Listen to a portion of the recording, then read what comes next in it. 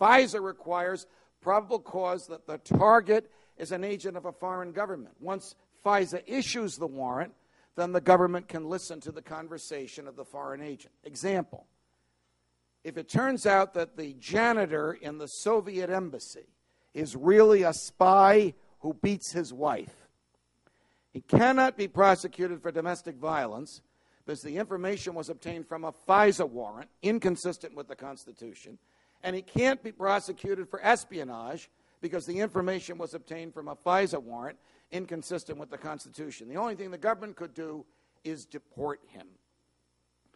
In 1978, not satisfied with the lessening of the probable cause standard, the Congress enacted something called the Right to Financial Privacy Act.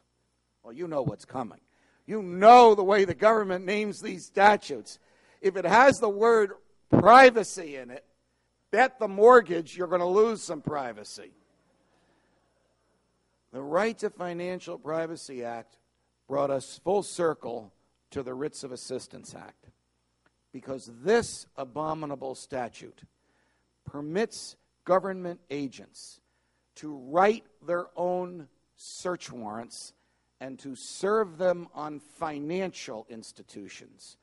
The target is limited to a financial institution, and the custodian of the financial institution must tell you about it. So if an FBI agent decides to write a self-written search warrant on the bank where Nick Gillespie deposits his billions, the bank would be required to say, hey, Nick, there's a guy here. He's from the FBI. He gave us a self-written search warrant. We're going to comply with it in about 10 days. But you have 10 days to challenge it, to go to a judge and say, what is this nonsense about a self-written search warrant? I have my Fourth Amendment rights. That was the rule set down in the Right to Financial Privacy Act. But even the big government people who disrespected the Constitution, who hated the Fourth Amendment, who wrote the Right to Financial Privacy Act, understood that any evidence obtained from one of these self-written search warrants could not be used in a prosecution against the target in my hypothetical, the great and the wonderful and the handsome and the devilish. You want me to keep going? Nick Gillespie.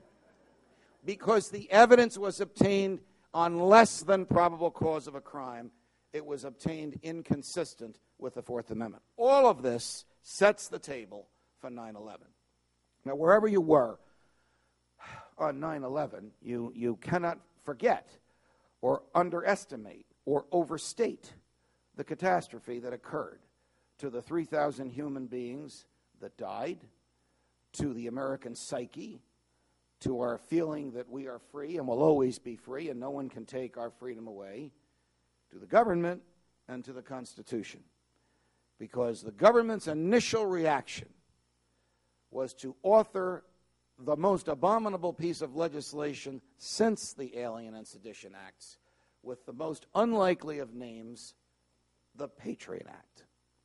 The Patriot Act is the most dastardly direct assault on human liberty and on guaranteed rights in the Constitution that the Congress ever enacted since the Alien and Sedition Acts 200 years earlier. The Patriot Act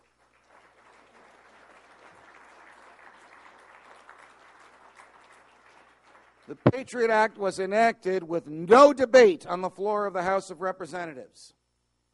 Ask your member of Congress how much time he or she spent reading the Patriot Act. I've read it.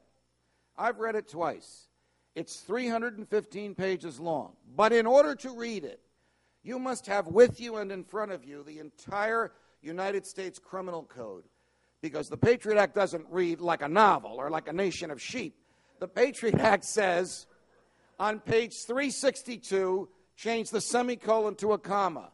On page 467, change the word or to and. Change 15 to 10. So in order to read this, I'm just giving you hypotheticals here, you must insert the language from the Patriot Act into the many, many volumes of the United States Criminal Code before you can actually figure out what the Patriot Act says.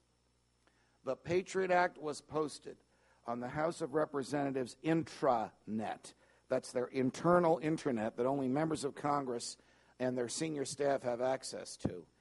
And the House members were told they had 15 minutes to vote on this dastardly assault on human liberty. Well, what did the Patriot Act do? Why am I so animated about it, whether there was debate or not? Nobody in the House read it. 2 members of the Senate read it. One of them is dead.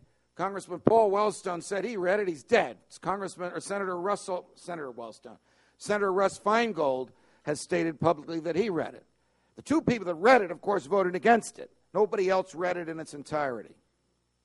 The Patriot Act allows the FBI, your FBI, those men and women sworn to protect the Constitution, to invade your home while you're at a basketball game on a Friday evening or a football game on a Saturday afternoon or church on a Sunday morning and make it look like it was a robbery. Well, what is this?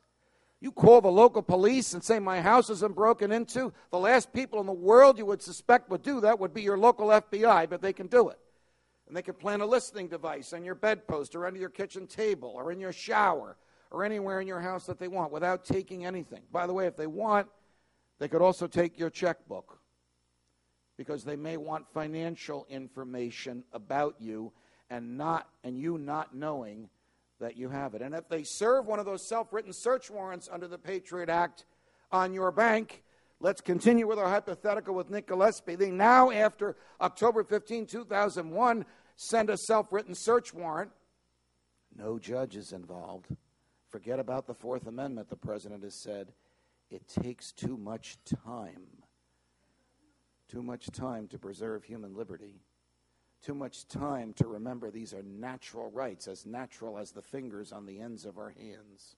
But the Patriot Act says if the self-written search warrant is served on Gillespie's bank, it is a crime for the bank to tell him. Well, wait a minute. What about the First Amendment that says Congress shall make no law? What about the Fourth Amendment that says if you want evidence from someone, you got to go to a judge? The Patriot Act wipes that out. Not only may the evidence be used, remember Carter and his buddies when they wrote FISA, when they wrote the Right to Financial Privacy Act in 77 and 78, says right in the statute, can't be used as evidence in a criminal case. The Patriot Act says whatever is obtained from one of these self-written search warrants must be used, as that's the first time I've seen that in any statute I've ever read, must be used and must be admitted as competent evidence in a criminal case. So the Patriot Act brings us full circle from the reasons for which, at least the last straw about which, we broke away from the mother country. The king and the parliament told the British soldiers they could write their own search warrants and use the fruits of those warrants against us in a criminal prosecution. And the Congress has told not just the FBI, but all federal agents that they can write their own search warrants, serve them on a financial institution, use the evidence obtained against you, and make it a crime for the financial institution to tell you.